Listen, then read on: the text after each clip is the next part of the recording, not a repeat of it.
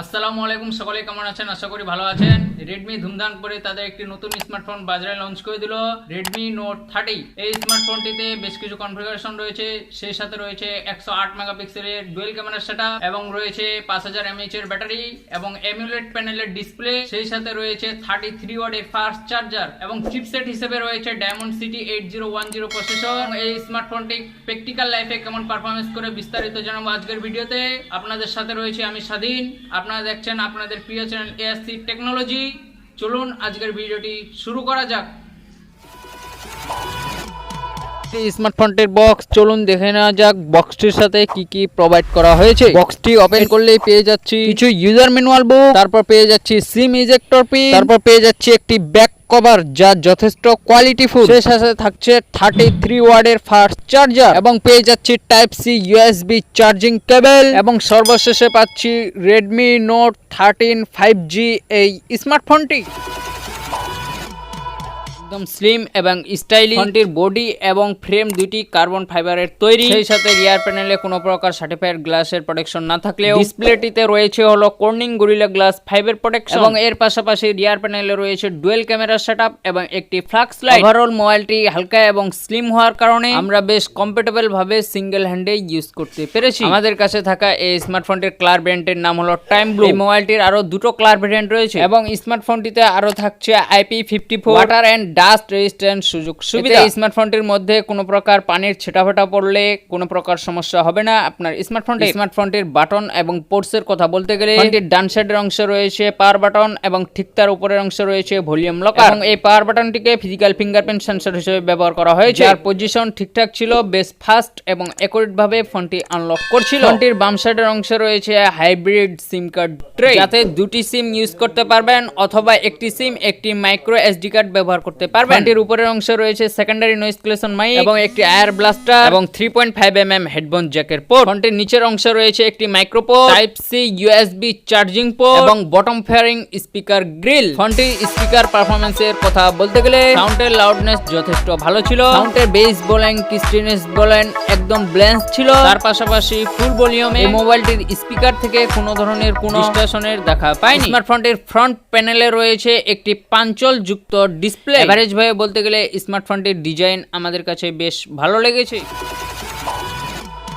স্মার্টফোনটিতে display হিসেবে ব্যবহার করা হয়েছে 6.67 ইঞ্চি 1 বিলিয়ন কালারের অ্যামোলেড প্যানেলের ডিসপ্লে, সেই সাথে রয়েছে 120 হার্টজ রিফ্রেশ রেট এবং এই রিফ্রেশ রেটটি আপনি চাইলে 60 হার্টজে ইউজ করতে পারেন এবং চাইলে 120 হার্টজে ইউজ করতে পারেন এবং ডিসপ্লেটির রেগুলেশন 2400x1080 পিক্সেল, যার পিক্সেল এলসিডি 395 ppi, সেই সাথে থাকছে 1000 নিটস ফুল পিক ব্রাইটনেস। স্মার্টফোনটি ইনডোরে বেশ কমফোর্টেবল ভাবে আমরা ইউজ করতে পেরেছি, তবে আউটডোরে ডাইরেক্ট সানলাইটে কিছুটা স্টেবল করতে হতে পারে আপনাকে। ফোনটির কন্টেন্ট ওয়াচিং এক্সপেরিয়েন্সের কথা বলতে গেলে, কালার অ্যাকুরেসি নিয়ে বলতে গেলে আমার কাছে যে ঠিকঠাক ভালো লেগেছে তেমনটা না, তবে আমার কাছে একটু উইক লেগেছে। আমরা ডিসপ্লেটিতে টিন্ট বা হিউ রেড রিলেটেড কোনো ইস্যু পাইনি। সিমেট্রিক্যাল টাইপ হওয়ার কারণে ডিসপ্লেটির চারপাশের চিন এবং বেজেল এরিয়ার কথা বলতে গেলে, অর্থাৎ চারদিকে চিন এবং বেজেল এরিয়া সমান হওয়ার কারণে আমাদের কাছে অনেকেই ভালো লেগেছে এই ডিসপ্লেটি।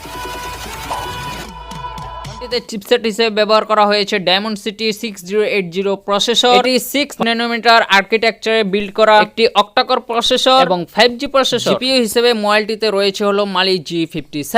ওপেনিং এবং ক্লোজিং টাইম বেশ ফাস্ট এবং অ্যাকুরেট ছিল। তারপরে রেগুলার কাজবাজে আমরা কোনো ধরনের কোনো প্রবলেম ফেস করিনি। সাধারণত ডে টু ডে যে কাজগুলি আমরা করি, যেমন সোশ্যাল মিডিয়া ব্রাউজিং, এই ধরনের কাজগুলি খুব ভালোভাবে হ্যান্ডেল করতে পারছিল এই স্মার্টফোনটি। আমরা ব্যাকগ্রাউন্ডে অনেকগুলি অ্যাপস রেখে সুইচ করে করে চালাতে গিয়ে কোনো প্রকার সমস্যা ফেস করিনি এই স্মার্টফোনটি থেকে। আমরা এই স্মার্টফোনটির আনটোটাল টেস্ট করেছি, আমাদের টেস্টে এসেছে 4,14,918। গিগবেঞ্চে সিঙ্গেল করে স্কোর এসেছে 593 এবং মাল্টি করে স্কোর এসেছে 1561। এই স্মার্টফোনটি দিয়ে বেশ কিছু ভারী গেম খেলার আমরা ট্রাই করি। প্রথমে প্লে করেছিলাম PUBG মোবাইল এই গেমটি এইচডি গ্রাফিক্সে হাই ফ্রেম রেটে। ফোনটি দিয়ে গেমিং করার সময় খুব একটা ল্যাগের দেখা পাইনি। ইনফ্যাক্ট এনিমি গুলো যখন খুব কাছাকাছি চলে এসেছে, নরমাল নরমালি দেখা যায় অনেক ফোনে সেই সময় অনেক ল্যাগ করে। ইভেন এই ফোনে আমরা তেমন কোনো ইস্যু পাইনি। ইভেন ফোনটি দিয়ে গেমিং করার সময় কোনো প্রকার ল্যাগের দেখা পাইনি এবং কোনো প্রকার ফ্রেম ড্রপের দেখা পাইনি এবং পাবজি গেমটি খেলার সময় ফোনটিতে তেমন পরিমাণ কোনো হিট জেনারেট করে না। এরপরে আমরা ফ্রি ফায়ার এই গেমটি এই স্মার্টফোনটিতে ওপেন করি। ফ্রি ফায়ার এই গেমটি খেলার সময় কোনো প্রকার ল্যাগের দেখা পাইনি এবং কোনো প্রকার ফ্রেম ড্রপের দেখা পাইনি। পাবজির তুলনায় এই স্মার্টফোনটি দিয়ে ফ্রি ফায়ার গেমটি বেশ স্মুথ ভাবে গেমিং করতে পেরেছি। সর্বশেষে আমরা এক্সপো অনলাইন এই গেমটি এই মোবাইলটিতে ওপেন করি। ফোনটির ডিসপ্লেটি অনেক কালারফুল এবং অনেক ভালো, কালার একুরেসি বেশ ভালো ছিল, যার কারণে এই গেমটি আমাদের গেমিং করে বেশ ভালো লেগেছে এবং এই ফোনটি দিয়ে গেমিং করার সময় কোনো প্রকার ফ্রেম ড্রপের দেখা পাইনি এবং কোনো প্রকার ল্যাগেরও দেখা পাইনি এক্সপো অনলাইন এই গেমটি খেলার সময়।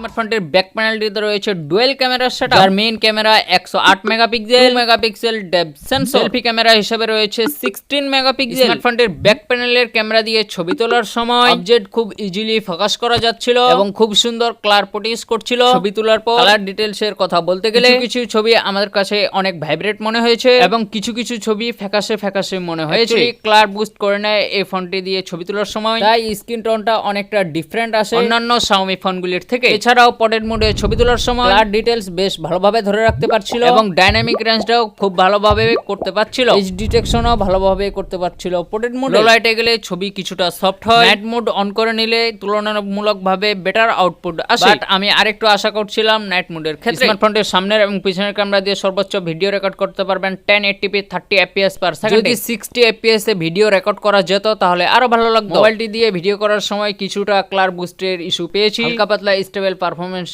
পেয়েছি, যদিও ধরনের ইএস বা ওএস ব্যবহার করা হয় নাই ভিডিও কোয়ালিটির। সেই সাথে রয়েছে টাইমলেস এর মাধ্যমে ভিডিও করার অপশন এবং স্লো মোশনে ভিডিও করার অপশন। এভারেজ ভাবে বলতে গেলে স্মার্টফোনটির ক্যামেরা আমাদের কাছে বেশ ভালো লেগেছে।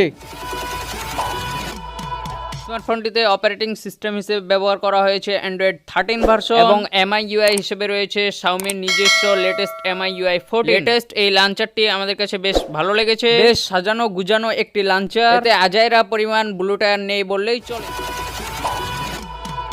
স্মার্টফোনটিতে ব্যবহার করা হয়েছে 5000 এম্পিয়ারের ব্যাটারি। আপনি যদি নরমাল ইউজ করেন তাহলে ব্যাটারি ব্যাকআপ পাবেন প্রায় 1.5 দিনের মতো। আপনি যদি হেভি ইউজ করেন, টুকটাক গেমিং করেন, তাহলে ব্যাটারি ব্যাকআপ পাবেন প্রায় 1 দিনের মতো। স্মার্টফোনটির সাথে ব্যবহার করা হয়েছে 33 ওয়াটের ফাস্ট চার্জার। চার্জারটি দিয়ে 0 থেকে 100% চার্জ করতে সময় লাগে প্রায় 1 ঘন্টার মতো।